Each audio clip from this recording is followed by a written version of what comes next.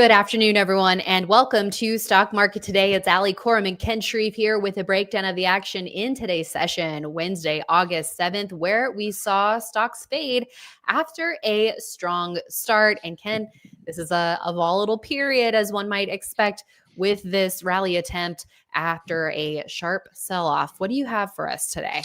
All right. Well, found three stocks to look at. We have to talk about a really strong earnings report from AXON Enterprise, AXON, and also want to take a look at two biotechs that are holding up quite well in this market: Halozyme Therapeutics, HALO, and also United Therapeutics, UTHR.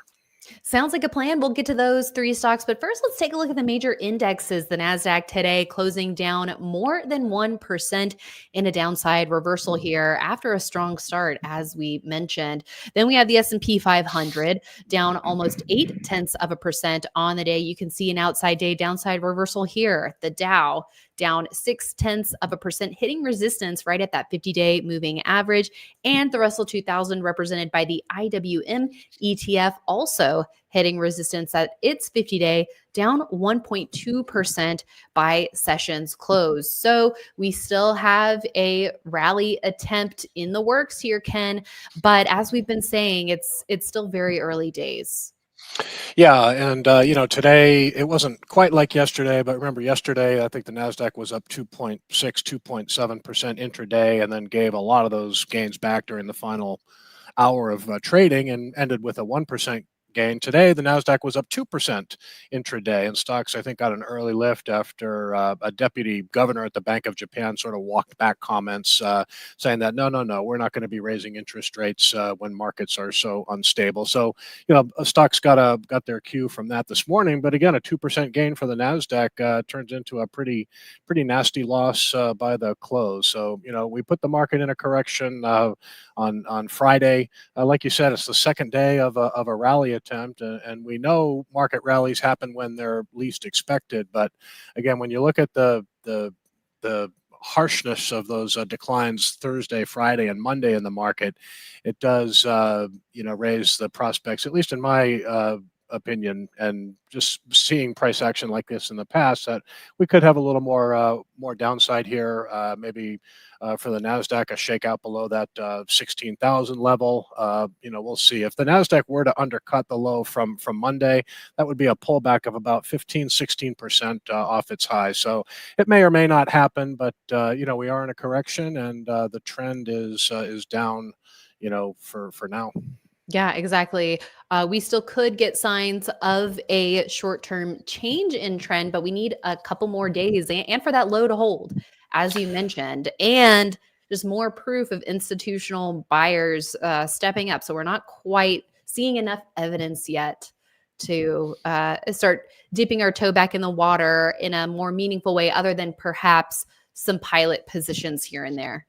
Like our senior market strategist, Mike Webster, said this morning, is that what we don't want to see are these strong opens followed up by really weak closes like we saw today, and to some extent we saw yesterday as well. What we want to see is a down open followed up by a flurry of buying into the close. At least that would give us more confidence that this market is putting in a bottom. But as long as these late session fades continue, again, it's just a kind of a risky environment to be making money in stocks. You can even try to go into defensive areas of the market, like, healthcare, utilities, maybe some biotechs. But, when you're in a market correction, it's just that market tide is flowing so negative.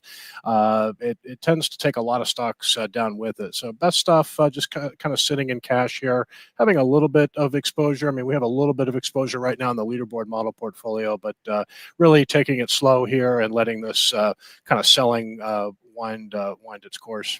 Yes.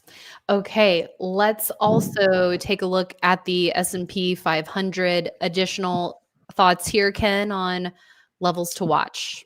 Yeah, again, the second day of a rally attempt, and as long as that low on Monday holds, the rally will be intact. But kind of a similar performance for the Nasdaq. All the indexes closed pretty much near a session low, so it was not a good close for the bulls here. But again, still early in the rally attempt, and we'll see what tomorrow brings. Mhm. But again, maybe a nice down open followed up by some strength late in the day would be, I think, what the bulls want to start seeing. Okay. And in terms of sector ETFs or themes to watch, let's talk about insurance. Can, utilities, insurance, consumer staples, these types of areas have been showing that relative outperformance as of late. So here's a look at Yeah, KIE, the Spider S&P Insurance ETF. Yeah, still seeing insurance stocks performing well. In fact, at one point today, when the market was up, seeing names like Progressive and Hartford, PGR is Progressive, and also Hartford Financial, which I believe is HIG.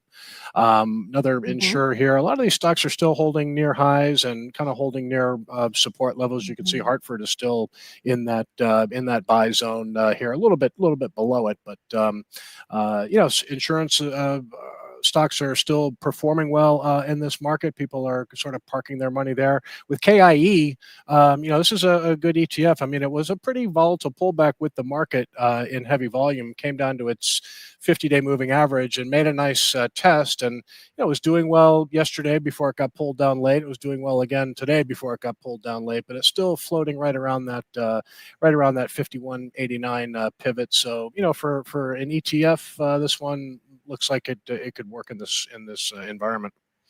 Okay, let's take a look at AXON, the ticker here, AXON. This makes the tasers and the on officer body cameras. In reaction to earnings today, up more than 18% in heavy volume, where we saw earnings growth of 9%, marking deceleration from the prior couple of quarters from 70%, 60% down to 31% and now 9%. But top line growth remains healthy in the upwards of 30+% growth here, Ken. And investors seemed like they cheered the results. Yes, and this is not a stock that is heavily shorted, so this really did seem to be some good solid buying here. You mentioned the revenue acceleration up 35%. That is very very impressive. So you got 2 quarters in a row of accelerating revenue growth. You mentioned this company got their start as making tasers, and tasers are still a big part of their business, but they also have body cameras. They also have a digital evidence software service, and they have a cloud and services segment where revenue was up 47%, so even better than the 35% overall top line growth. So it was really a strong quarter. Stock got pulled down late with the broad market, but like to watch powerful moves like this because especially with a good relative strength line, you can often see an alternate entry here. So for those that didn't buy today, it's a good one to put on the watch list and see how well it can hold the gains from the gap up today. Absolutely. Okay, next on the list, let's take a look at two biotech stocks. The first one, Halozyme, HALO, up on its earnings report, also closing about mid range today, up 4.2%. Bottom line growth of 23%, top line growth of just 5%. But this stock in a very strong position heading into the earnings report. It's been rallying for a couple of months, trending nicely higher, and recently finding support at a key level.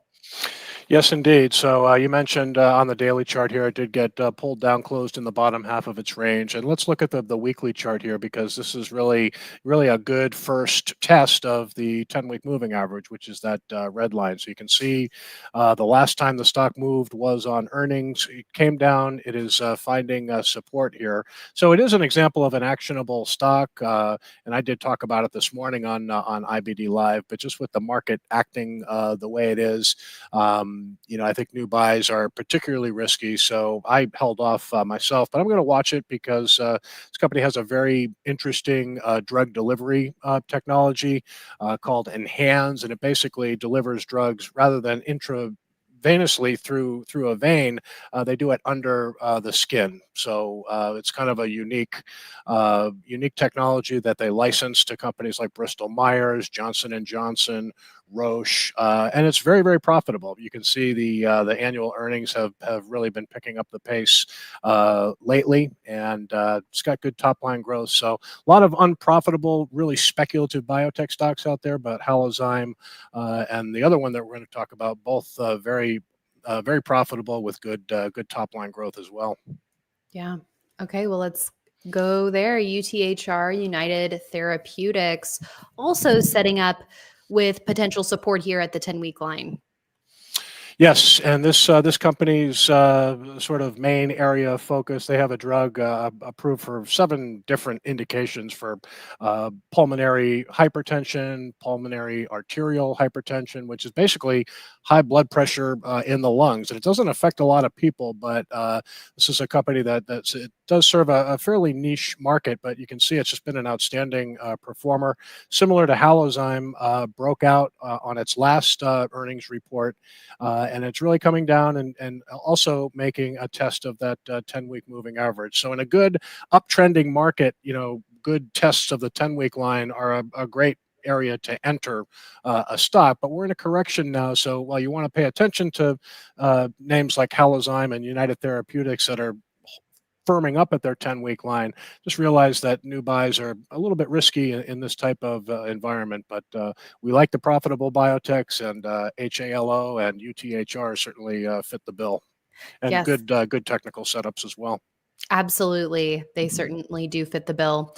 All right, Ken, we'll leave it there for today. Thanks everyone for tuning in. We will be back with more tomorrow morning on IBD Live, and we hope you join us, investors.com/IBD Live, for all the details on that. We will see you there, and then we'll also see you right back here tomorrow after the close.